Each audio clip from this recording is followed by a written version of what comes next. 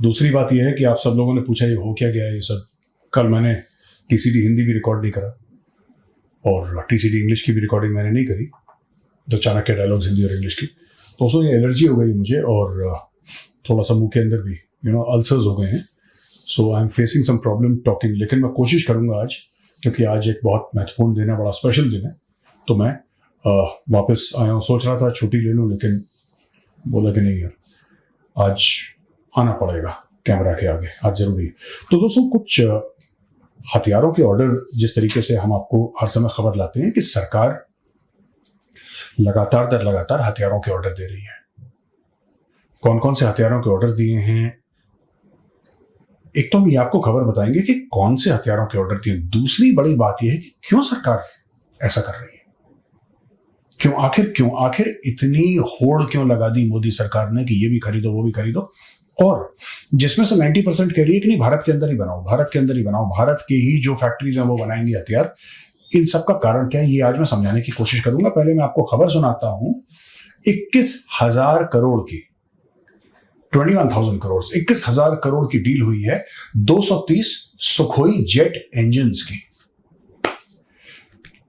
Sukhoi 30 हमारे पास jets हैं, Russian origin के हैं। अब प्रॉब्लम ये आती है कि रशियन जो इंजन हैं उनका जो लाइफ साइकिल होता है दैट इज शॉर्ट।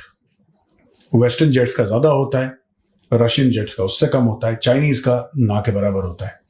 तो हाँ, ये आप जरूर कह सकते हैं कि जो रशियन जेट है वो माना कि फ्रांस के राफेल से या फिर अमेरिकन किसी जेट से सस्ता होगा। तो जब लोग कहते हैं ना कि साहब आपने महंगा क्यों ले लिया, आपको सस्ता जब मिल रहा था वही महंगे सस्ते में जमीन आसमान का फर्क होता है।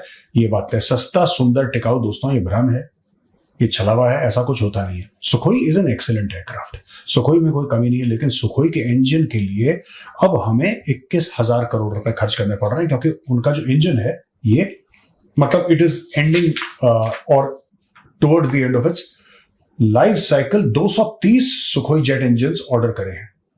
ये हिंदुस्तान एरोनॉटिक्स लिमिटेड पूरा का पूरा बनाएगा, रॉ मटेरियल के स्टेज से पूरा का पूरा इंजन यहां पे बनाएगा और फिर उसको सप्लाई करेगा जहाजों में लगा के। और सर्विस लाइफ खत्म होने वाली पुराने इंजन की, ये भी हमने बता दिया। कुछ साल लग जाएंगे इस पूरे काम को होने में, और टोटल जो रिक्वायरमेंट है, जो इंटायर सुखोई 30 मार्क 1 की जो फ्लीट है, इनको करीब 950 ऐसे इंजन चाहिए। 950 इंजन चाहिए, जिसमें से हम अभी 230 की बात कर रहे हैं। अब आप समझ लीजिए 1 लाख करोड़ से ज्यादा का डील होगी है। अगर जब पूरे के बारे में करेंगे तो it will be of that level, massive. सिर्फ आप ये देख, क्योंकि हमारे पास सुखोई इतने ज्यादा हैं और excellent aircraft of course, but ये हमें इंजन की आवश्यकता दोस्तों है। और यहां पे अपग्रेडेशन की बात चल रही है सुखोई की, जिसमें आपके एवियोनिक्स हो गए, रडार हो गए, इलेक्ट्रॉनिक वॉरफेयर की कैपेबिलिटीज हो गई। तो 100 ऐसे सुखोई हैं जिनको अपग्रेड करा जा रहा है। ये भी एक बहुत बड़ी बात है, राइट। इसके अलावा एडिशनल फाइटर जेट्स, हम 12 एडिशनल सुखोई फाइटर जेट्स ले रहे हैं। वो डील 11,000 करोड़ की। एक तो ये हो गया जो मैं इंजन की बात कर रहा हूं। इसके अलावा 12 एडिशनल सुखोई जेट्स हम ले रहे हैं, जिस डील की जो टोटल वैल्यू है वो है तकरीबन 11,000 करोड़ की। और ये भी जल्दी हो जाएगा, अवेटिंग फाइनलाइजेशन। इस पे भी किसी दिन हम लोग बोल देंगे। ये जो जीई की एविएशन की डील थी, जीई 414 जेट इंजन की, इसके बारे में भी हम आपको बता चुके हैं जब मोदी जी गए थे जो बाइडेन से मिले, तो उसके बाद ये डील की बात हुई थी। ये लगेगा तेजस में, जो नेक्स्ट तेजस का फेज आएगा उसमें ये जीई के इंजन लगेंगे। These are fantastic engine. और इसके अलावा एक भारत में लॉन्ग रेंज ग्लाइड बॉम्ब, ये जो लॉन्ग रेंज ग्लाइड बॉम्ब है जो कि सुखोई 30 से ही फायर होगा, इसका नाम गौरव है। और 1000 किलो का गौरव है ये, ठीक है। ये वाला 78 किलो का है, वो वाला 1000 किलो का है। और उसका रेंज 100 किलोमीटर है, 100 किलोमीटर। यानी कि जब वो ग्लाइड करेगा ऐसे और अपने रास्ते में जीपीएस एनेबल्ड है, और जब सुखोई उसको फायर करेगा तो ऐसा नहीं कि सीधे वो ग्लाइड करके अपने आराम से अपना रास्ता ढूंढ लेगा। It is a precision bomb, but it's a glide bomb, ठीक है। और ये रिसर्च सेंटर इमरात हैदराबाद में बनाया। अब मैं आपको विश्लेषण पे आता हूं कि आखिर ये करा क्यों है, कारण क्या है इसके पीछे, क्यों लोग भारत में कह रहे हैं कि हथियार खरीदो। दोस्तों आपको पता ही है कि बहुत खतरा है ये चाइना से एक तरफ, और चाइना को पता है कि पाकिस्तान फुस हो चुका है। तो ये चाइना से ढकी छुपी बात नहीं, भारत से भी ढकी छुपी बात नहीं है।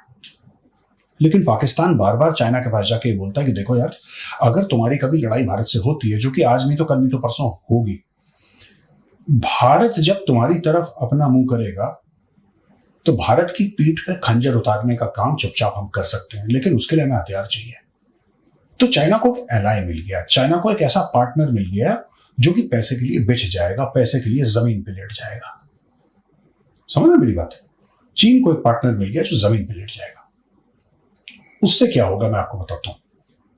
सिर्फ टेररिज्म ही नहीं, देखिए जब दुश्मन हरकत में आता है, आप भी हरकत में आते हैं, चाहे लड़ाई ना हो, even if there is no war, दुश्मन हरकत पे आएगा, आप हरकत में आएंगे, क्योंकि आपको लगता है कि अगर लड़ाई होगी तो फिर ऐसा ना हो कि आप ठंडे बैठे। You also have to mobilise if he mobilises. इन लोगों ने क्या करना है मैं आपको बताता हूं कि अगर हमारा चीन के साथ वॉर होता है और हमारा फोकस चाइना के ऊपर रहता है, जाहिर सी बात है अगर चाइना के साथ वॉर हुआ, फोकस पूरा का पूरा चाइना के पास रहेगा, हमारा चाइना के ऊपर हमारा फोकस रहेगा। वहां पे पीछे पाकिस्तान लाइन ऑफ कंट्रोल पे, इंटरनेशनल बॉर्डर पे खटपट करता रहेगा कि हमारी भी कुछ फौजें, चाहे वो 10, 15, 20% ही क्यों ना हो, 80% चीन के साथ लगी हैं, 20-25% पाकिस्तान को रोकने में, क्योंकि फिर पाकिस्तान ऐसे दिखाएगा कि हम इंडिया के अंदर घुसने की कोशिश कर रहे हैं। तो जाहिर सी बात है उनको रोकने के लिए ये जो 2 फ्रंट वॉर की हम लोग बात करते हैं, आपने सुना होगा ना। फिर हम 2.5 की बात करते हैं, 0.5 तो देश के अंदर है। अगर हम 2 फ्रंट की बात करें, पाकिस्तान और चाइना, यही वो बात है। वो जनरल बिपिन रावत कहते थे ना 2 फ्रंट वॉर के बारे में, जनरल बिपिन रावत खूब बात करते थे, कहते थे हमें तैयारी, ये वही तैयारी है जो जनरल बिपिन रावत कह रहे हैं। चाहे आर्मी हो, चाहे नेवी हो, चाहे एयरफोर्स हो, इट इज वेरी क्लियर, एकदम क्लियर है कि आपको तैयारी दोनों की तरफ करनी होगी। यही जो तैयारी है दोस्तों, इसी के लिए बार बार कभी जोरावर आ रहा है लाइन ऑफ एक्चुअल कंट्रोल पे, कभी कह रहे हैं प्रचंड है आपने लॉन्च कर दिया, कभी कह रहे हैं M777 के और ऑर्डर दे दिए, कभी बोला कि साहब इतने 1000 करोड़ की ये डील है, इतने 1000 करोड़ की, ये सब क्या है? इतने तेजस अचानक बोल दिया कि जी ठीक है जी, हम 7 स्क्वाड्रंस ऑफ तेजस और खड़ी कर रहे हैं, और MiG-21 को हमने फेज आउट कर दिया, लेटेस्ट 4.5 लाओ। अभी बात कर रहे हैं कि राफेल का M वर्जन जो है, मरीन वर्जन यानी कि नेवल वर्जन, उसकी बात कर रहे हैं। और मैं आपको एक और बात बता रहा हूं, मुझे पूरा भरोसा है कि इस साल 2024 में जो 126 एयरक्राफ्ट की डील थी ना, वो भी फाइनल होने वाली है 100%। आप देख लेना, अचानक 15,000 करोड़ रुपए AMCA के लिए डाल दिए, फिर जनरेशन फाइटर के लिए। बात कितने सालों से चल रही थी, अचानक बोला ठीक है 15,000 करोड़ लो, छोटा छोटा काम शुरू करो और पैसा देंगे, शुरू करो तेजी से। ये सारी चीजें चल रही है, इसीलिए चल रही है क्योंकि चाइना से दोस्तों, जब मैं कहता हूँ, काफी लोग मुझे फोन भी करते हैं, मेल लिखते हैं, मैसेज कर, नहीं मेजर ऐसा होने नहीं वाला, चाइना की इंडिया की ट्रेड है, $125 अरब की ट्रेड है, और ऐसा कुछ नहीं होगा, चाइना क्यों $125 अरब अपने खतरे में डालेगा, छोटा पैसा नहीं है। ये सब लोग बोलने की कोशिश करते हैं।